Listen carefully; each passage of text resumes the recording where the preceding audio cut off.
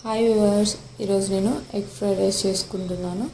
అందులో కావాల్సిన ingredients eggs, onion, carrot, capsicum, cabbage, green chilli, కరివేపాకు. చూసారా, ఇలా కట్ చేసి పెట్టుకునేసాను. నెక్స్ట్ ఆనియన్స్, తర్వాత క్యాప్సికమ్, ఇవి కొంచెం ఫ్రై అయ్యాక క్యారెట్, నేను కట్ చేసుకున్న వెజ్జెస్ అన్నీ అందులో యాడ్ చేసేసానండి.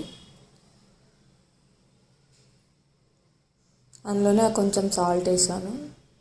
సాల్ట్ వేయడం వల్ల ఫాస్ట్గా ఇది అవుతుంది. నెక్స్ట్ ఎగ్స్ యాడ్ చేసేసాను.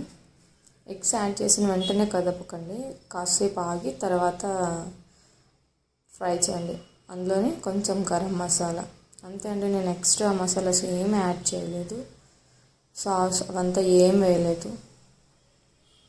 సరే, నెక్స్ట్ రైస్ యాడ్ చేసేసాను.